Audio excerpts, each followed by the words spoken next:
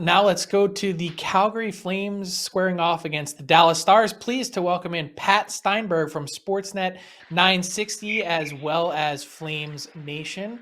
And Pat, we're thrilled to have you contributing to Daily Faceoff throughout the Stanley Cup playoffs, focusing on the Calgary Flames.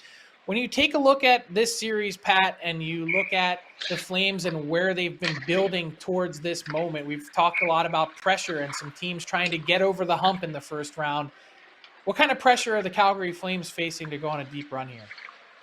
Yeah, there's a good amount of pressure, I think, boys. First of all, thanks for having me on. It's awesome being on. But yeah, I think that there's going to be a significant amount of pressure, and I say that because this group has been together as a core for a long time now, and they've been to the postseason as this core. If you throw Matthew Tkachuk into the mix in 2017, 2019, and 2020, and they've won a combined 3 games.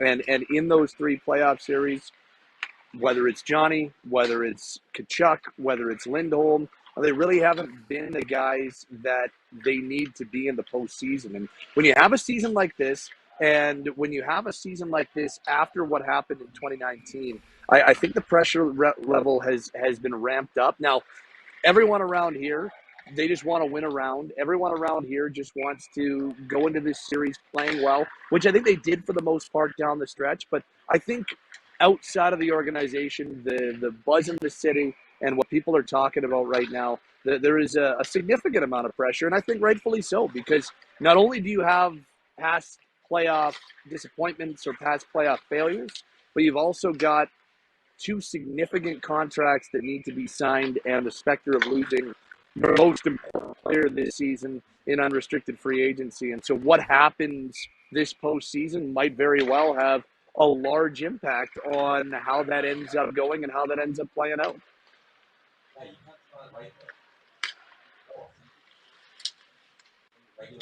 Tyler, we lost your mic there, it seems.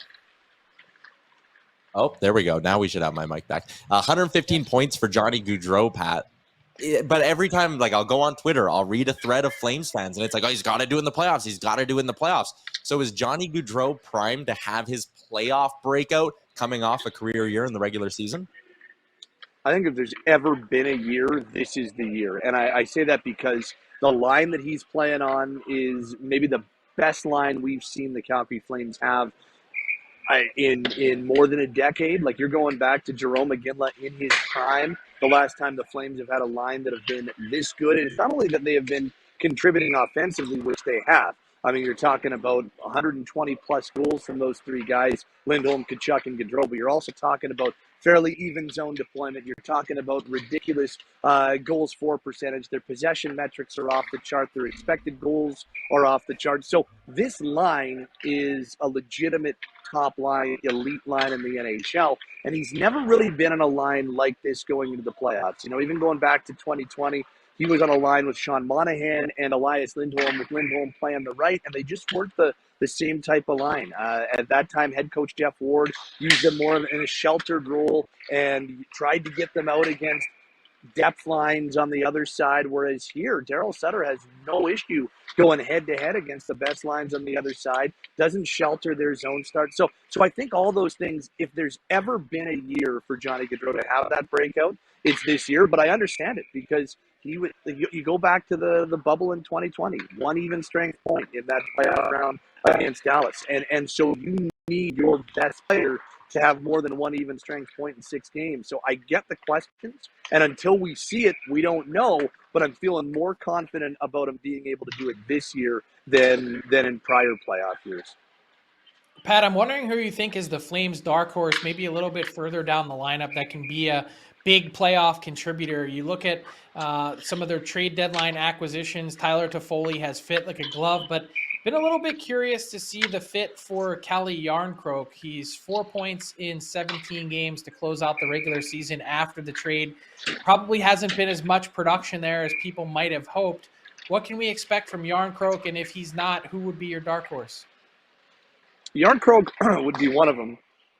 I look at him as a guy who's been to a recent Stanley Cup final, it's 5 years ago now, but still a guy that has gone deep and has been on lots of playoff runs. And I actually think you take the numbers, like the counting numbers, the goals, assists away, and Yarncroke's actually, especially after 2 or 3 games coming off that sickness that he was dealing with. I think he was 7 games with an illness. And the last 4 or 5 games of the season really looked like the guy the Flames went out to get.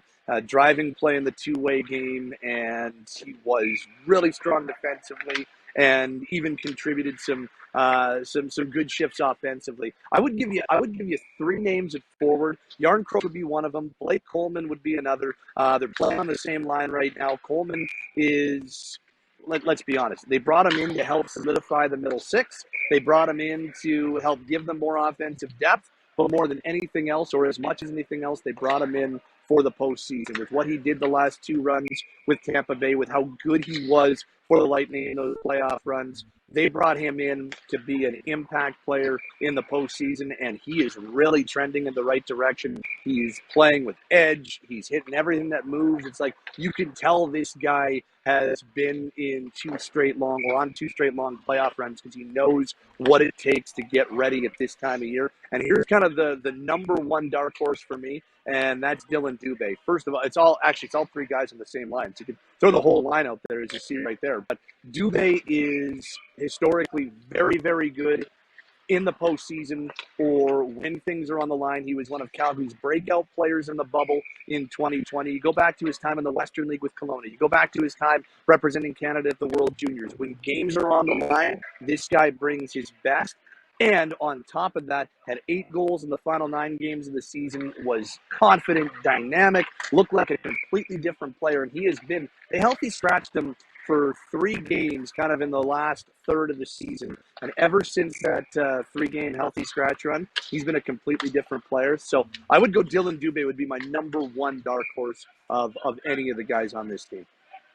Pat, let's wrap it up with your prediction and who's winning this thing and how many games. I'm going to go the inverse of 2020. I do think Dallas is going to be tough. I do think when you've got guys like Pavelski, when you've got that line with Hintz, Pavelski, and Robertson, they've got some seasoned guys. Heiskanen was unbelievable for them going to the Stanley Cup final in 2020, but I'm going to go the inverse of 2020. Flames in 6. I just think they're deeper and they're a little bit more seasoned, and I think they're going to learn from what happened in August 2020. Pat, appreciate your time. Pat Steinberg from Fan 960 in Calgary and also Flames Nation, and now from Daily Faceoff as well. Enjoy the series, Pat. We'll chat later in the week. Thanks, guys.